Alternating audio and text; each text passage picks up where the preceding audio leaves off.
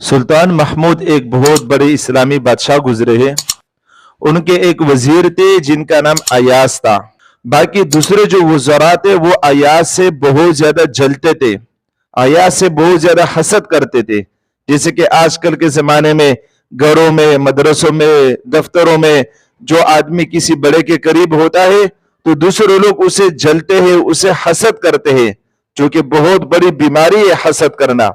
तो दूसरे वजीर उसे जलते थे। तो अयाज को दूसरे वजीरों ने देखा कि अयाज रोजाना अपने कमरे में जाते हैं, उनके कमरे में एक अलमारी सी है, एक बॉक्स सा है, वो रोजाना उसको खोलते हैं और उसको ताला लगाया होता है, उसको देखते हैं, फिर उसके बाद ताला लगाकर कमरे से चले जाते हैं।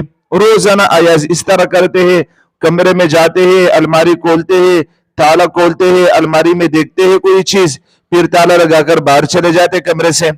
तो दूसरे वजीरों ने सोचा कि लाजमी अयाज ने यहाँ कोई ना कोई चीज छुपाई रखी है, बादशाह सलामत से कोई कीमती चीज इसने लाजमी चुराई है और वहां छुपाई है, इस वजह से ये रोज वहां जाकर देखता है।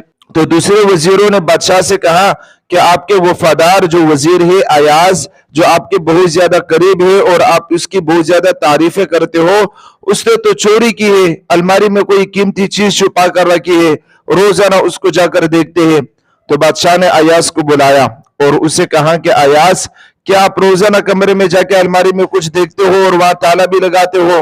अयाज ने कहा, जी बादशाह सलामत, ऐसे ही करता हूं। और फिर उसके बाद देकर वापस आ जाते हो, कोई चीज उठाते भी नहीं हो, फिर ताला लगा लेते हो, रोज ऐसे करते हो?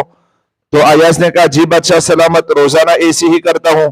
तो बादशाह ने अयाज को कहा कि चाबी दो उस अलमारी की, चाबी दे दी।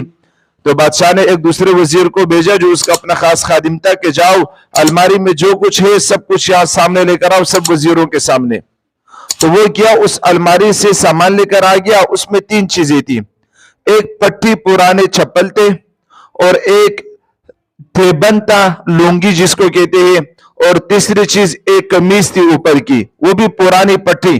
तो बादशाह ने कहा कि अयाज, इसमें तो कोई ऐसी कीमती चीज नहीं है कि रोज आदमी जाकर देखे, रोज आदमी जियारत करे, ये तो पुराने कपड़े हैं और ये पुराने चप्पल है, इसकी क्या जरूरत है रोज देखने की, और फिर इसको ताला भी लगाया हुआ है। तो अयाज ने कहा, बादशाह सलामत, मैं आपके दरबार में आने से पहले इसी कपड़े में और इसी जूते में आया था। मैं एक गरीब आदमी था, तो इसी पट्टे पुराने चप्पल और इसी पट्टे पुराने कपड़े में आपके पास आया था, और उससे पहले हमेशा मैं ऐसे ही रहता था। आपका जब वजीर बना तो मेरे दूसरे वजीरों वाले कपड़े पहने, मेरे सब कुछ तब्दील हो गया।